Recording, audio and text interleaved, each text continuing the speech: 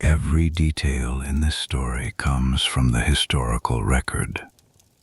Somewhere beneath an Austrian mountain, more than 2,000 years ago, a man crawled through a tunnel no wider than his shoulders, carrying salt on his back. Tonight, that man is you. Welcome to Quiet History at Bedtime. This channel is still new, and if you find this kind of storytelling useful, history told slowly from the inside, it would mean a great deal if you subscribed, left a like, and turned on notifications. It helps more people find their way here. Just relax and feel free to let this play as you drift off to sleep. Now, let us begin. You are 23 years old. Your name, in the language your people speak, would not be written down for centuries. No one here writes things down, but you have a name, and the people in your village know it, and that is enough. You are a salt miner. You have been a salt miner since you were old enough to carry a wooden pick without falling over.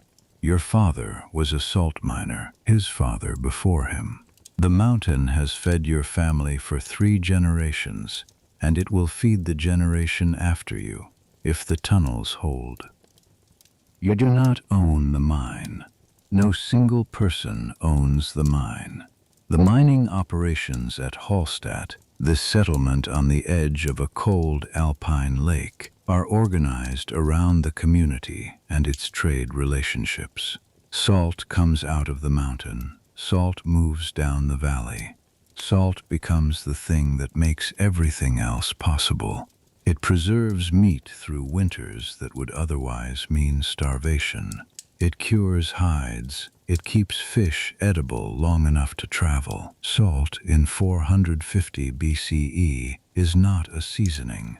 It is the foundation of survival across the known world. The people who live here know this. The people who trade with you know this. And the people who would very much like to control this mountain, the chieftains, the warlords, the emerging elite of the late Hallstatt culture, they know it most of all. This is the world you were born into, the late Hallstatt period, Central Europe, 5 centuries before the Common Era. The great Greek city-states are in their prime. To the south, Rome is a small republic, not yet 3 centuries old. To the east, the Persian Empire has already reached its greatest extent. None of that is real to you. What is real to you is the mountain, the lake, the smell of pine smoke in the morning, and the particular kind of darkness that lives inside a salt tunnel at depth. The social structure of your world is shifting. Hallstatt culture, named by later archaeologists after this very place, is in transition. Power is consolidating. The burials in the hills, the ones that hold bronze swords and gold jewelry and amber beads from the Baltic coast, those belong to a warrior aristocracy that is growing in influence. Somewhere above you in the social order, there are men who did not earn their position through work. They inherited it. They enforce it. They take a portion of what comes out of this mountain, and in exchange they provide something: protection, organization, access to trade networks that stretch hundreds of kilometers in every direction. You are not one of those men. You are the man whose hands make it all possible. The morning begins before the sun reaches the valley floor. You are awake before the light, not because you want to be, because your body has been trained by years of early rising to open its eyes in the gray dark before dawn. Regardless of what you want, you lie still for a moment on the sleeping platform, a raised wooden shelf along the wall of the house, packed with dried grass and covered with animal skins. The house is small, 1 room, a central hearth. the embers still orange beneath a crust of ash. Your wife is asleep beside you. Your daughter, 4 years old, is a small, warm shape pressed against your side. You do not move immediately. You have learned not to. The cold is worst in the first moment of exposure. You give yourself 30 seconds of stillness before you swing your legs over the edge of the platform and set your feet on the earth floor. The floor is cold. It is always cold.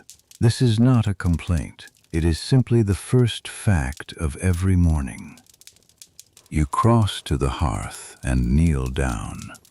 You draw the ash forward carefully with a flat piece of bone and expose the embers underneath. They are still alive, dull orange, breathing slowly. This is called banking, and it is something your wife does every night before sleep, without being asked and without thinking about it. A correctly banked hearth holds viable embers for 6 to 8 hours. If you wake to cold ash, you lose an hour restarting from nothing. An hour the morning does not have to spare. You feed the fire with small sticks first. Pine kindling, kept dry in a clay pot near the wall. Then larger pieces of split wood as the flame builds. The fire takes hold in less than 2 minutes. The quality of the embers your wife left you made that possible. You do not think about this in terms of gratitude. You think about it the way you think about a good tool, something that works, that you depend on, that does its job without requiring your attention. That is, in its own way, the highest thing you can say about anything in your life. You eat before you leave, not much. Coarse bread made from emmer wheat, a grain your people have cultivated in this region for generations. The bread is dense and slightly sour. It was baked yesterday. You tear a piece and eat it standing near the fire, and you drink water from a clay cup. The water came from the lake. Someone carried it, probably your wife. You are fed. You are warm. You are awake. It is time. You take your tools from the corner of the house where they lean against the wall. The wooden pick, the leather satchel, the bronze knife at your hip. Not for mining, for everything else. You have worn that knife since you were 15 years old. The handle is smooth from use. The blade has been resharpened so many times that it is narrower than it was when you first received it, and the edge is not as clean as it once was, but it holds. You pull your outer garment over your head. It is made from 2 pieces of woven wool, stitched at the shoulders and the sides, and it falls to just above your knees. The wool is undyed, brown-gray, the natural color of the sheep it came from. It is thick enough to keep the mountain cold from reaching your skin during the descent. Once you are underground, you will not need it for warmth. The tunnels maintain a temperature of approximately 8 to 10 degrees regardless of season. Cool, but not dangerous. You have worked in far worse. Outside, the village is beginning to move.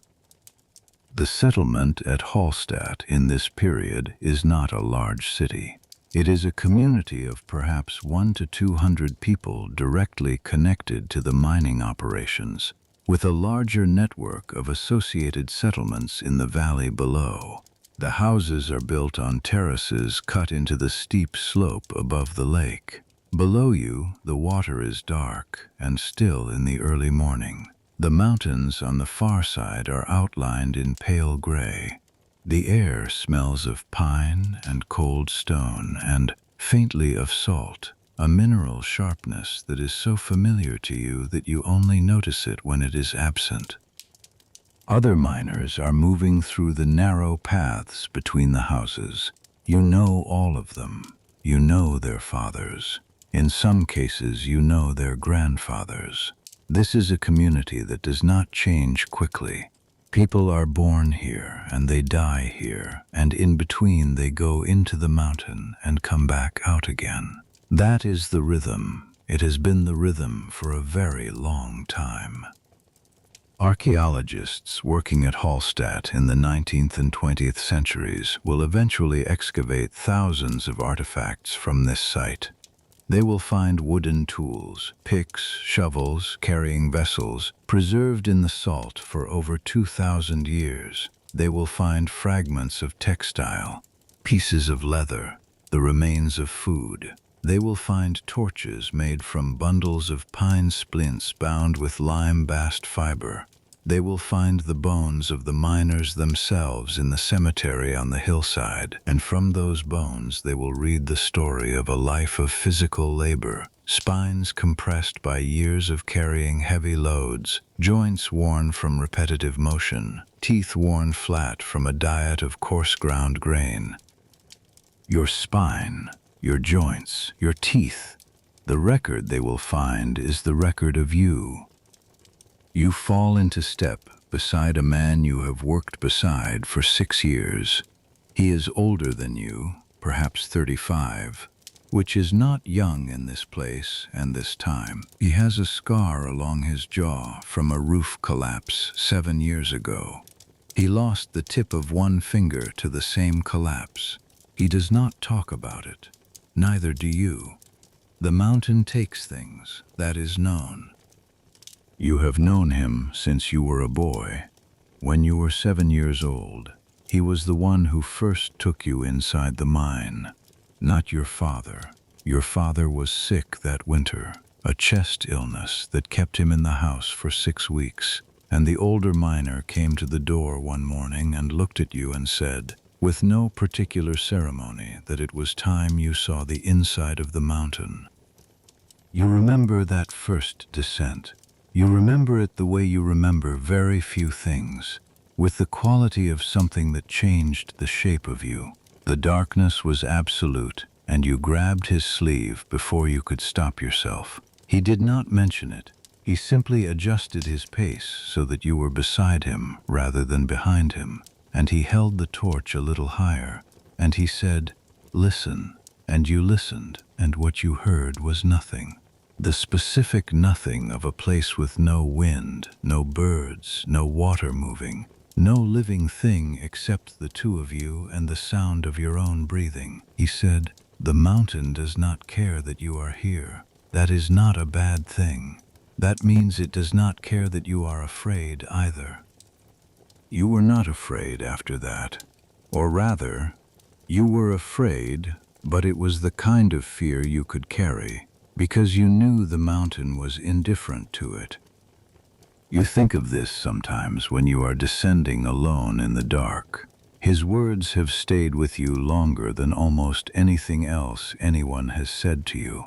Indifference, he was telling you, cuts both ways. The mountain will not celebrate your courage, and it will not exploit your fear. It will simply be the mountain. What that means is that everything you bring into the tunnel, the steadiness, the attention, the quality of the work, belongs entirely to you. There is no audience down here except yourself.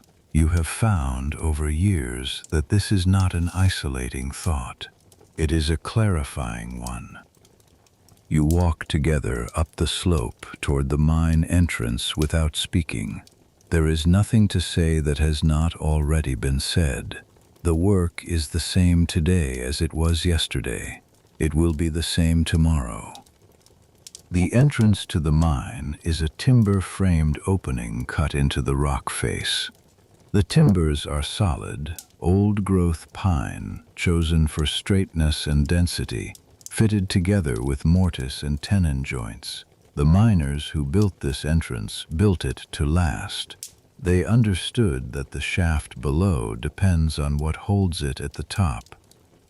You duck your head and step inside. The darkness is immediate, not partial darkness, complete darkness, the kind of darkness that has weight. You have walked into this darkness hundreds of times, and you do not find it frightening anymore. What you find is real, more real in some ways than the world outside. Out there, the light plays tricks. In here, there are no tricks. There is the rock and the salt and the sound of your own breathing and the small pool of orange light from the torch you now carry in your left hand. The torch is a bundle of pine splints, thin strips of resinous wood bound tightly with strips of lime-bast fiber. It will burn for approximately 20 minutes before it needs replacing. You carry 6 of them in your leather satchel. 6 torches, 1 day's work. The arithmetic is exact. There is no margin for waste. You begin to descend. The tunnel descends at an angle of roughly 30 degrees. The floor beneath your feet is packed earth and loose salt crystals, and your leather shoes, thick-soled, stitched by someone in the valley who makes only shoes, grip well on the dry surface. When the tunnels are dry, the footing is good. When water seeps in from above, the salt dissolves and the floor becomes treacherous. You have slipped in here before. Everyone has slipped in here before. You know how to fall in a way that protects your torch. The walls of the tunnel are close. You could touch both sides with your elbows if you spread your arms, which you do not do, because spreading your arms slows you down, and you know this tunnel by memory. The ceiling is low enough that you walk with a slight forward lean. The angle so familiar now that your body assumes it automatically, like a posture you were born with. The rock above you is not smooth. It was cut with wooden picks and bronze tools over many generations, and the marks are still there in the stone. The individual strikes preserved in the dry air of the mine, each one the record of a hand that held a tool and swung it. You have added your own marks to these walls. They are indistinguishable from the others. That is how it should be. The smell inside the tunnel is the smell of salt and old wood and torch smoke, and the faint mineral sharpness of the rock itself. There is no decay here. There is almost no moisture. The salt preserves everything it touches, which is why wooden tools dropped in these tunnels thousands of years ago will be found nearly intact by the people who come much later. A wooden shovel, a leather pouch, a piece of woven fabric, all of it waiting inside the mountain, perfectly still, as if time inside here runs at a different speed than it does outside. You reach the first working level. The tunnel opens slightly here, not into a large chamber, but into a widened section where 2 or 3 miners can work without being directly in each other's way. The ceiling is still low. The air is still. At this depth, there is no wind, no sound from outside, no sensation of the world above. There is only the work. You set your torch into a crevice in the wall. The light it throws is warm and unsteady. Shadows move. The salt crystals in the rock face catch the light and scatter it. Thousands of tiny points of reflection, as if the wall itself is alive with something. You pick up your wooden pick. The pick is made from a single piece of wood, a branch of the right thickness and curve, chosen and shaped carefully. The head is dense hardwood. It does not have a metal tip. Metal is valuable and is used where it makes the most difference. A wooden pick, swung with force against a salt face, does the work. Not as quickly as a metal tool would, but adequately. Adequately is enough. You have been doing this long enough to know that the work is not won or lost on the quality of the tool. It is won or lost on the angle of the strike, the reading of the rock face, and the patience to work with the grain of the salt rather than against it. You press your hand flat against the wall. The The salt is cold, always cold, 8 degrees, perhaps 9. This is the same temperature the tunnels have held for as long as anyone can remember, and it will hold this temperature for as long as the mine exists. It is the one constant in a life that does not have many constants. You read the face in front of you. Salt deposits at Hallstatt are not uniform. They occur in layers and pockets, zones of high concentration surrounded by rock that holds less. An experienced miner learns to read the color of the wall, the texture, the way the surface reflects torchlight. Darker areas often indicate higher salt content. A certain kind of faint sheen on the rock face means you are close to a pocket worth opening. You have been learning to read this wall since you were a child, and now you read it the way you read the sky, not consciously, but correctly. You choose your spot. You set your feet. You swing the pick. The impact travels up the handle into your palms and wrists and forearms. This is the sensation of every working day. Not pain. You are past the point where this is pain. It is simply the feeling of your body doing its work. The salt fractures in a predictable pattern if you read the face correctly. A good strike produces a clean break.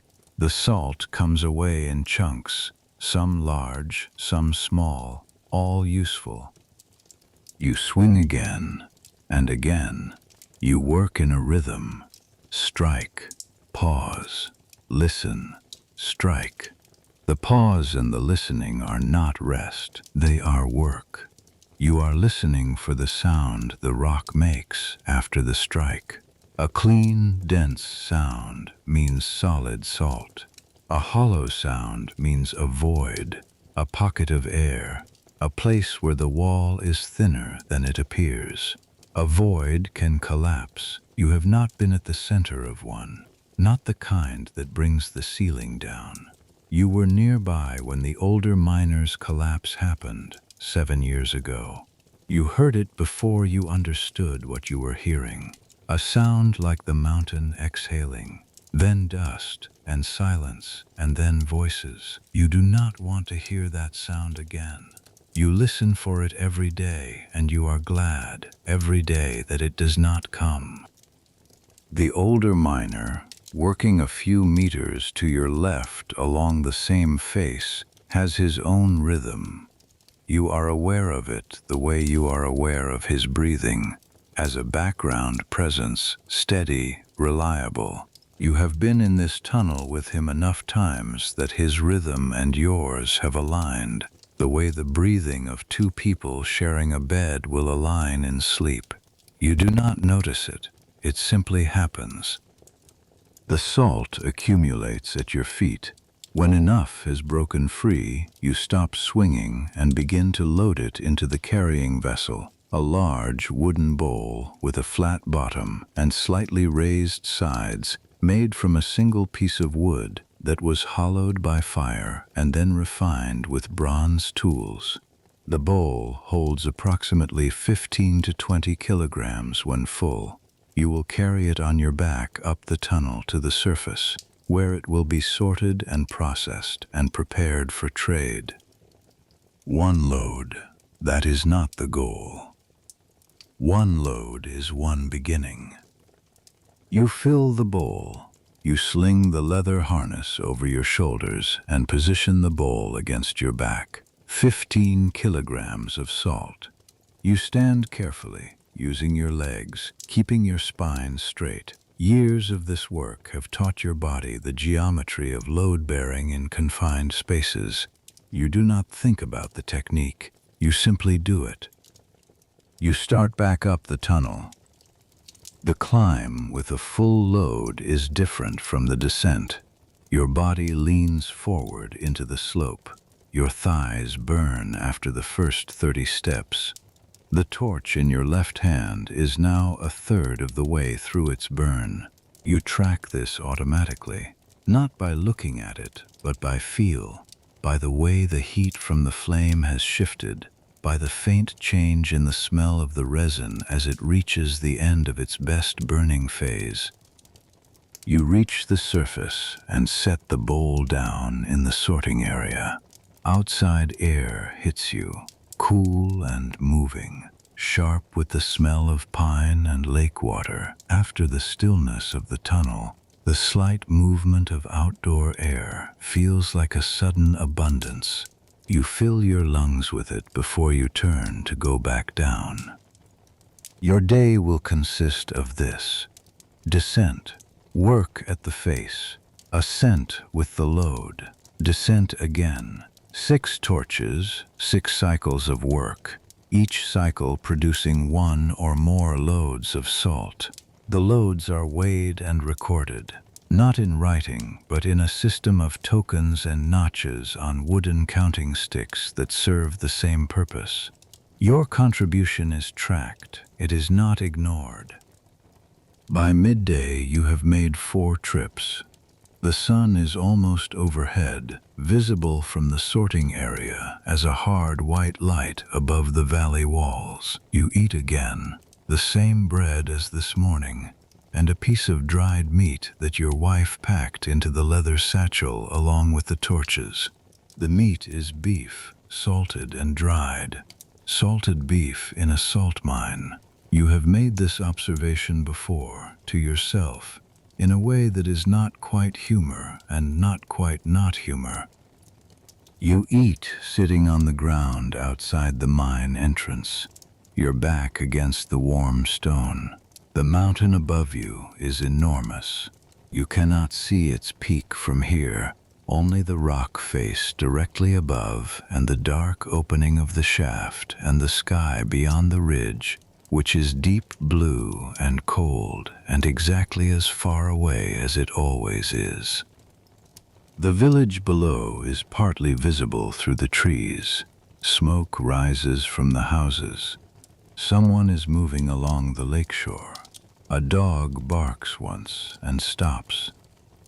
You do not find this beautiful in the way that the word beautiful would be understood later in other languages by people who had the luxury of standing still and looking at things. You find it familiar. Familiarity is its own kind of comfort, and comfort is not nothing. You finish eating. You drink water from a clay vessel kept near the mine entrance for the miners' use. You rest for perhaps 15 minutes, not lying down, just sitting, letting your legs recover their readiness. Then you stand, pick up your satchel, take out the 5th torch of the day, light it from the small fire kept burning near the entrance for exactly this purpose, and you go back in. The older miner is already ahead of you on the descent. His torch throws a circle of light that you can see moving below you in the tunnel, a small orange point disappearing around the curve of the shaft. You follow it without thinking. It has guided you more times than you could count. At the bottom, before you reach your working face, you pass a section of the tunnel that was reinforced last season. A section of ceiling had developed a crack, not a catastrophic crack, not the kind that announces itself all at once, but the slow kind, the kind that starts as a hairline and widens by a finger's width over the course of a year. Someone noticed it. Someone always notices. The miners who work these tunnels develop a relationship with the rock above them that is difficult to describe, a continuous, low-level attention, the way a person living beside a river learns to read the sound of the water without consciously listening. The repair is a timber arch, 2 uprights and a crosspiece, fitted tight against the ceiling, the wood selected for its density and its resistance to compression. The timber is slightly damp to the touch, not from water, but from the salt in the air, which works on wood slowly over years the way it works on everything else.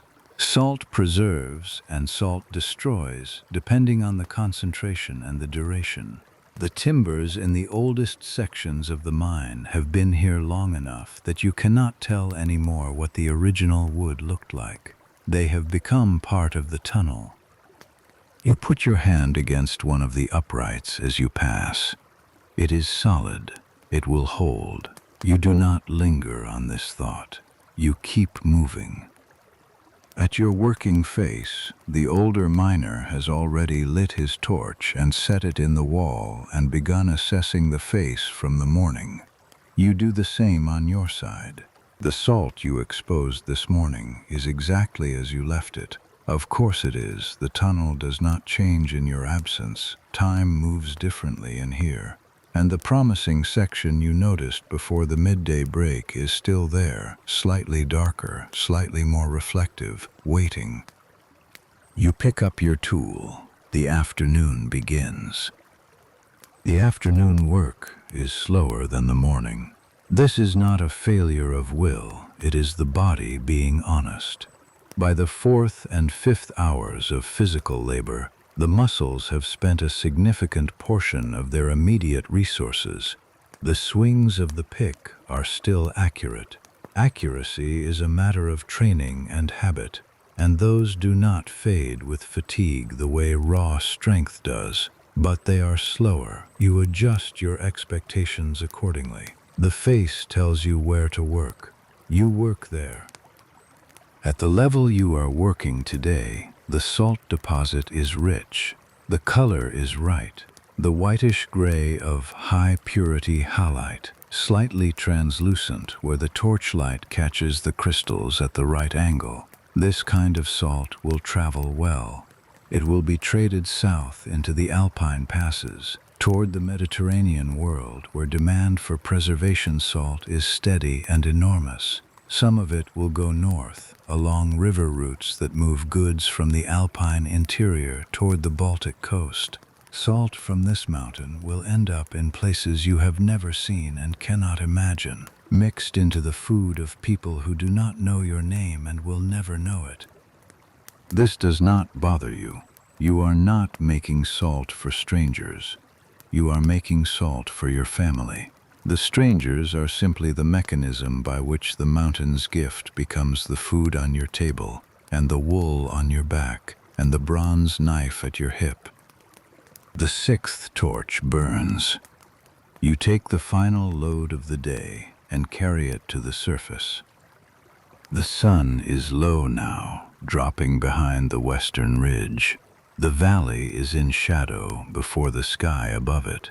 This is the daily signal, the shadow of the ridge crossing the settlement at a particular angle, visible from the mine entrance, understood by everyone who works here as the end of the standard working day.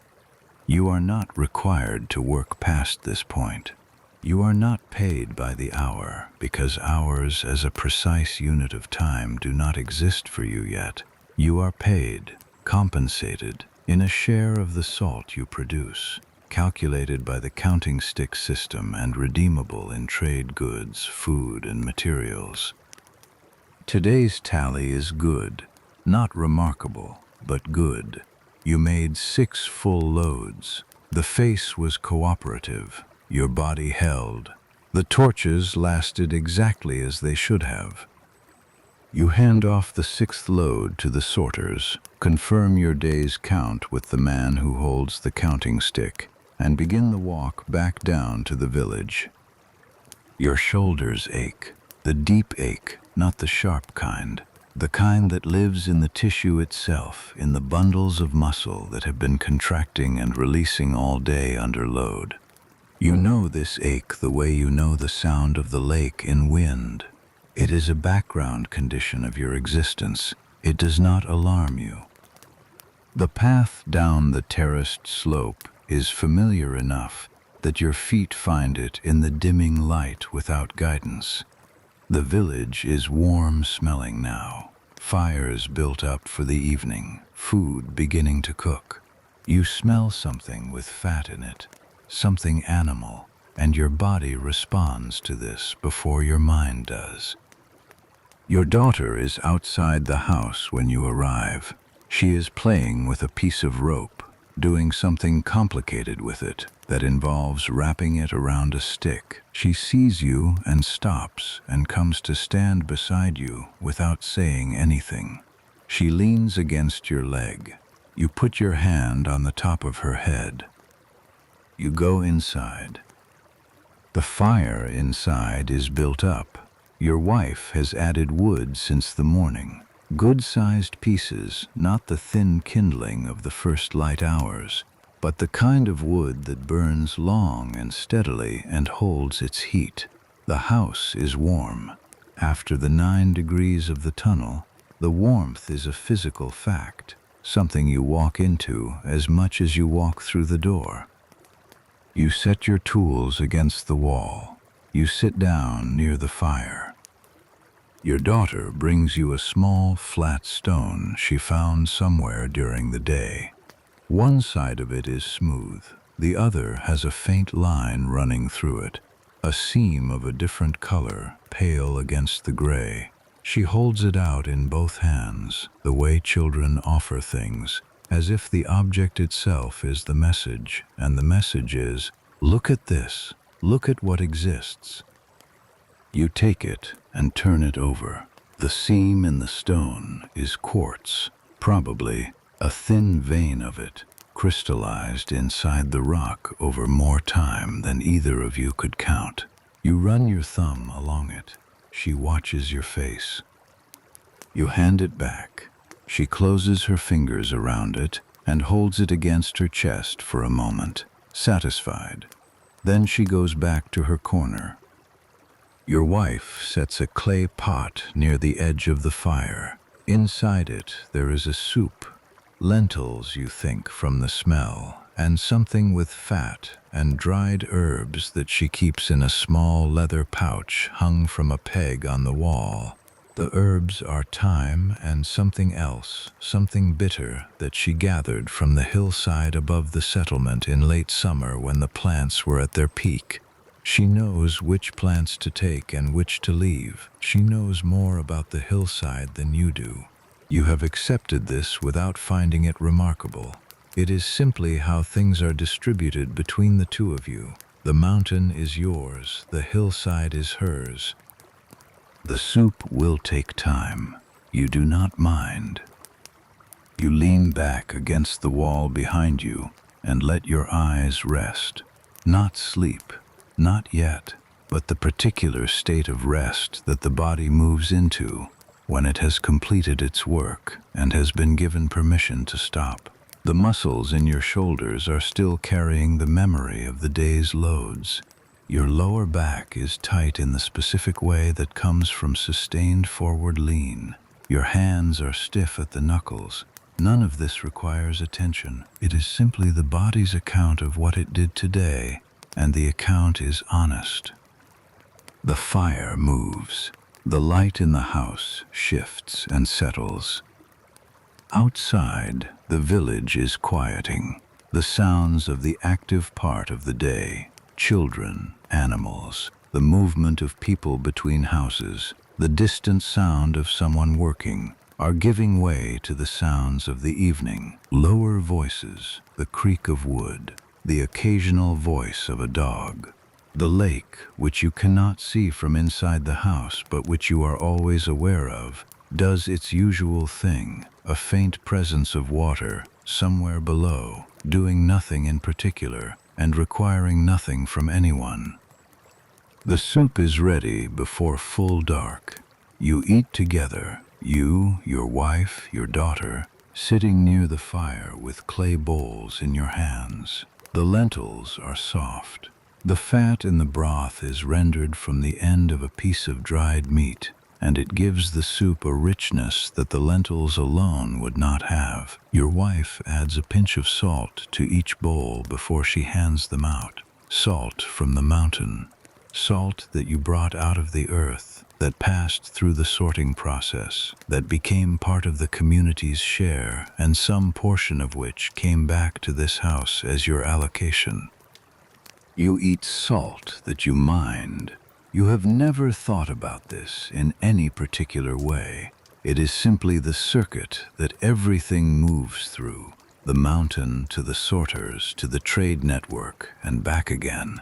And somewhere in that circuit, your family sits and eats and continues. The soup is good. You finish all of it. After eating, there is a period of time, perhaps an hour, perhaps less, that belongs to no task in particular. Your daughter falls asleep in her corner of the house with the swiftness that children have, the way sleep ambushes them mid-motion, and she is simply there one moment and gone into sleep the next. Your wife does a small amount of work by firelight, something with fiber, a spindle, and a bundle of raw wool. The motion of her hands quiet and practiced, and requiring no thought. The spindle turns, the thread lengthens, the fire settles. You do not talk much. This is not unusual. The end of a working day is not a time for conversation in the way that a day of rest might be. Words take energy, and the energy has been spent. What remains is this: the warmth, the sound of the spindle, the sleeping child, the fire doing its slow work on the wood. At some point, your wife stops the spindle and looks at you. Not a searching look. She is not searching for anything. It is simply a look, the kind that people who have lived in close quarters for years exchange without needing a reason. She holds it for a moment and then returns to her work. You think about the crack in the tunnel ceiling, the repaired section, the timber arch. You did not mention it to her at dinner, and you will not mention it now.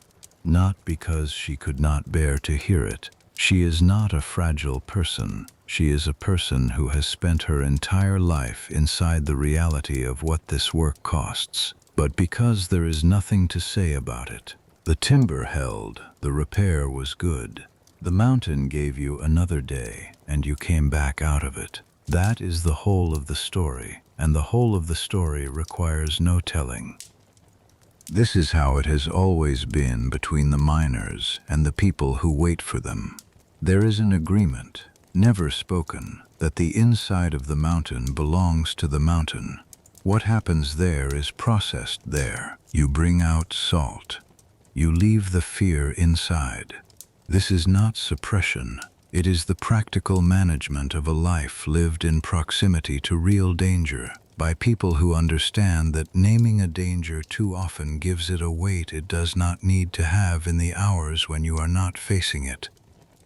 Your wife knows the agreement. She has known it her entire life. Her father was a miner. Her brother is a miner 2 houses down. She has been waiting at the end of someone's working day since she was old enough to understand what waiting meant. She does not ask you what it was like inside today. She already knows what it was like inside today. It was like every other day. The dark, the salt, the work, the coming back. And you came back. That is the answer to the only question that matters. The spindle turns again. The fire breathes. Your daughter's chest rises and falls in the corner, slow and even, entirely elsewhere. Oh. There is something in this hour that is not quite peace and not quite satisfaction and not quite anything that has a name. It is simply the end of the day arriving the way it always arrives, and the day having been a day, and the work having been work, and the fire still burning. You think about tomorrow, not with anxiety, with the kind of forward-looking that is closer to habit than to planning. Tomorrow the torches will need replacing.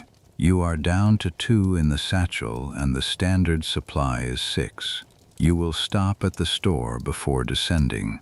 Tomorrow the face you were working today will be ready for another session. The salt you exposed in the afternoon left a new section visible that looks promising, and you want to get to it before someone else is assigned to the same level. These are not urgent thoughts.